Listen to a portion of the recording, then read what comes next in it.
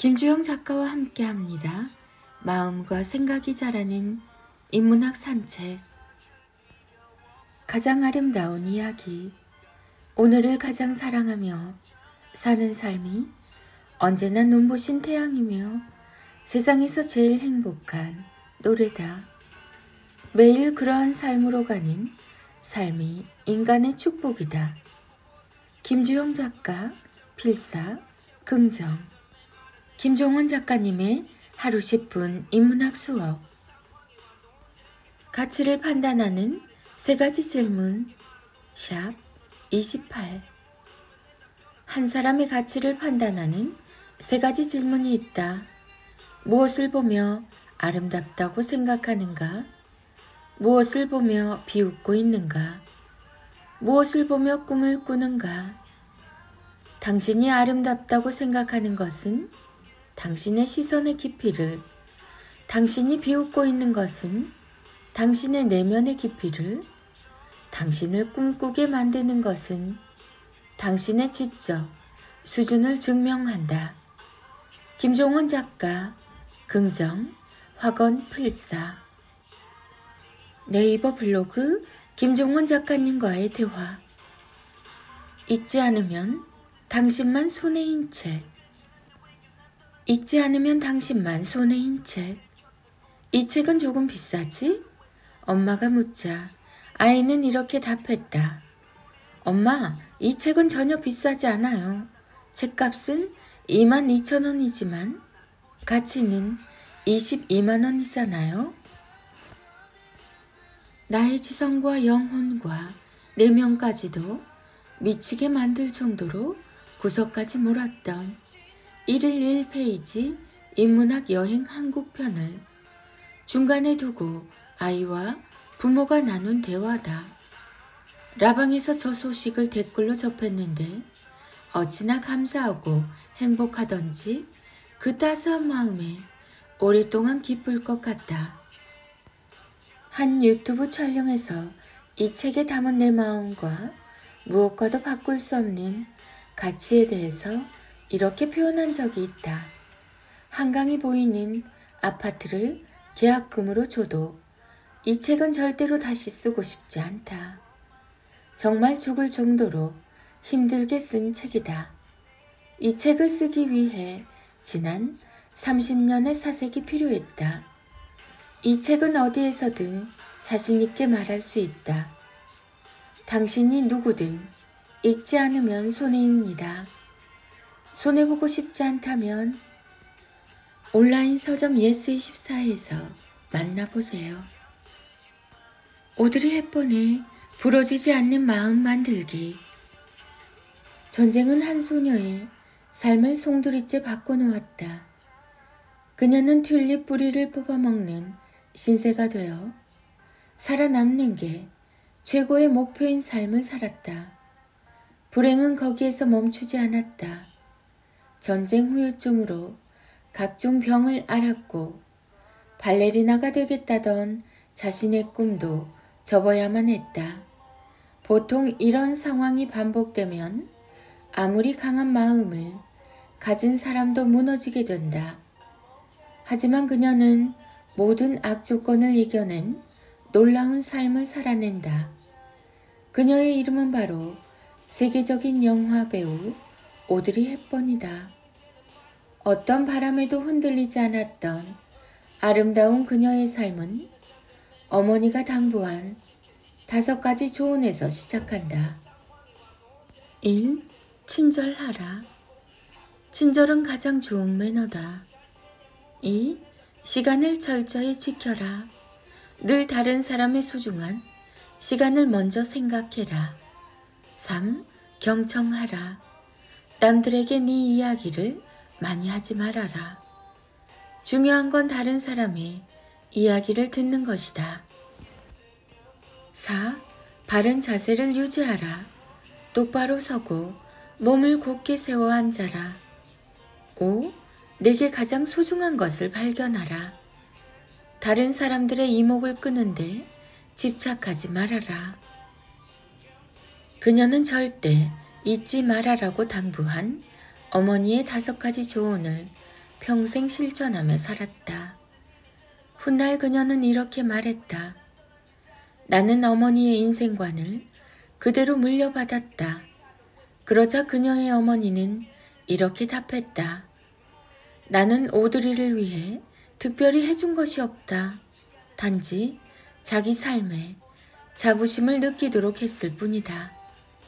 결국 전쟁으로 모든 것을 잃었지만 그녀가 삶을 포기하거나 절망하지 않고 당당하게 자신의 꿈을 펼치며 살 수 있었던 모든 힘은 어머니의 가르침에 있었다.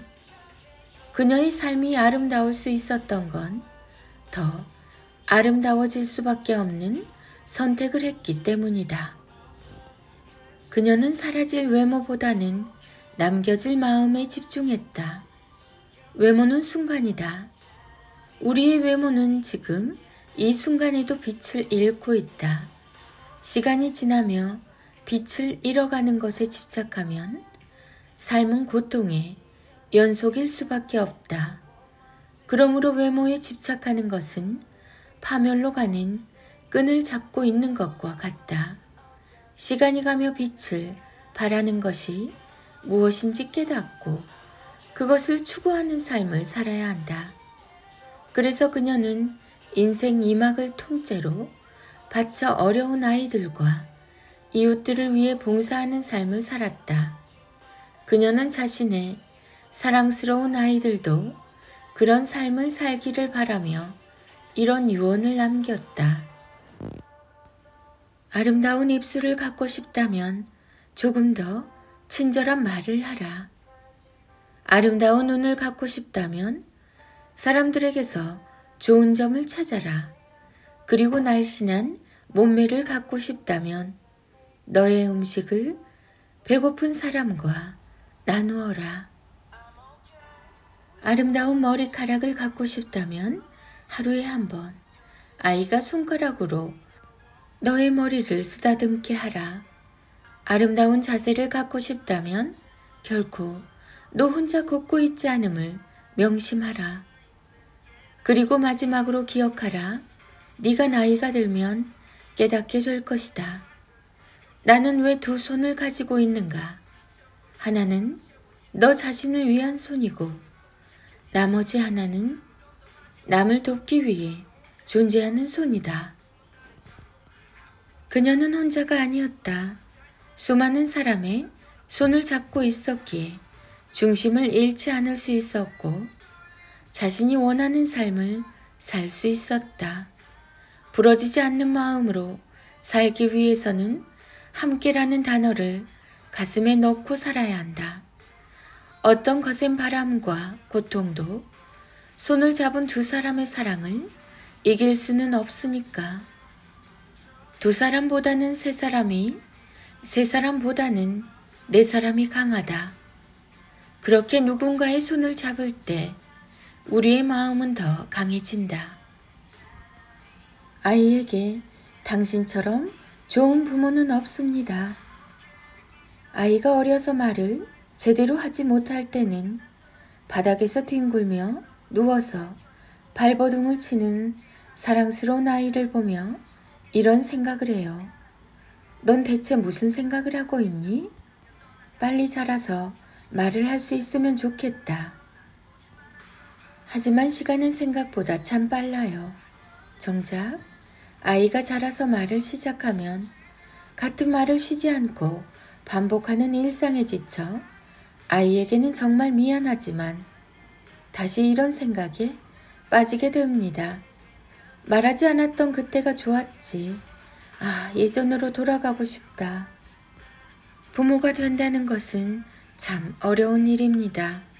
예상대로 되는 게 하나도 없으니까요. 나라는 인간의 바닥을 매일 확인하고 예상보다 힘든 일을 동시에 해내면서 매일 밤 이런 고민으로 괴로워합니다. 난 왜 이렇게 못난 부모인 걸까? 내 부모님도 나를 이렇게 키우셨을까?